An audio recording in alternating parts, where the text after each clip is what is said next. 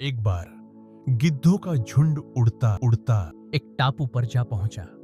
वह टापू समुद्र के बीचों बीच स्थित था और वहां ढेर सारी मछलियां, मेंढक और समुद्री जीव थे। इस प्रकार गिद्धों को वहां खाने पीने की कोई भी कमी नहीं थी। और सबसे अच्छी बात यह थी कि वहां गिद्धों का शिकार करने वाला कोई भी जंगली जानवर नहीं था। अब सभी गिद्ध वहां बहुत खुश थे। इतना आराम उन्होंने पहले कहीं नहीं देखा। उस झुंड में अधिकांश गिद्ध युवा थे और वो सभी सोचने लगे कि अब जीवन भर हम सभी इसी टापू पर रहेंगे, यहां से कहीं भी नहीं जाएंगे। यहां तो बिना मेहनत करे ही हमें खाना मिल जाएगा और इससे ज्यादा आरामदायक जीवन ही फिर भी सकी की गिस हमें कहीं भी नहीं मिल सकता। लेकिन उन सबके बीच में एक बूढ़ा गिद्ध भी था और वह जब भी युवा गिद्धों को देखता तो बहुत चिंता में पड़ जाता। वह सोचता कि यहाँ के आरामदायक जीवन का इन युवा गिद्धों पर क्या असर पड़ेगा। क्या ये वास्तविक जीवन का अर्थ समझ पाएंगे। यहाँ इनके सामने किसी प्रकार की चुनौती नहीं है। ऐसे में जब कभी मुसीबत इनके सामने आ गई, ये सब कैसे उन मुसीबतों का सामना कर पाएंगे। बहुत सोचने के बाद एक दिन बूढ़े गिद्ध ने सभी गिद्धों की सभा बुलाई। अपनी चिंता जताते हुए वह सबसे बोला कि इस टापू पर रहते हुए हमें बहुत दिन हो गए हैं और मेरे विचार से अब हमें वापस उसी जंगल में चलना चाहिए जहां से हम आए हैं। यहां हम बिना चुनौती का जीवन जी रहे हैं। ऐसे में हम कभी भी मुसीबत के लिए तैयार नहीं हो पाएंगे।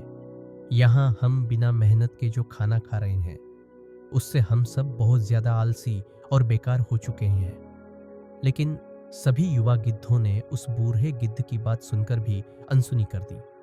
उन्हें लगा कि बढ़ती उम्र के असर से बूढ़ा गिद्ध सठिया गया है, इसीलिए ऐसी बेकार की बातें कर रहा है।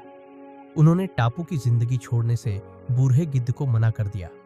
बूढ़े गिद्ध ने उन्हें समझाने की बहुत कोशिश की कि तुम सब ध्यान नहीं दे रहे हो कि आराम के आदी हो जाने के कारण तुम लोग उड़ना तक भूल चुके हो। ऐसे में कोई मुसीबत आई तो तुम क्या करोगे। मेरी बात मानो, मेरे साथ चलो। लेकिन किसी ने भी बूढ़े गिद्ध की बात नहीं मानी। फिर बूढ़ा गिद्ध मायूस होकर वहां से अकेला ही चला गया। कुछ महीने बीते।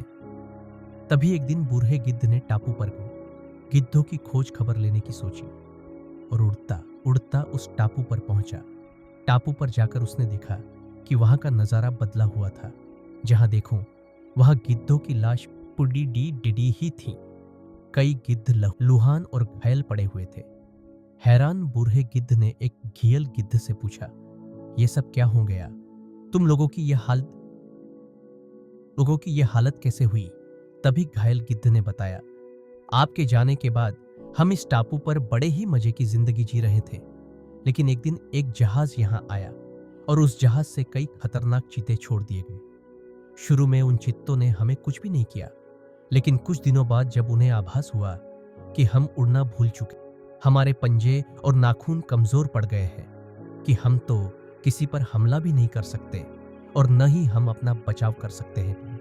यह सब जानते ही उन सभी चित्तों ने हमें मारकर खाना शुरू कर दिया। उनके ही कारण हमारा यह बुरा हाल हो गया। शायद हमने आपकी बात न मानकर जीवन की सबसे बड़ी भूल कर दी, जिसका हमें यह फल मिला है।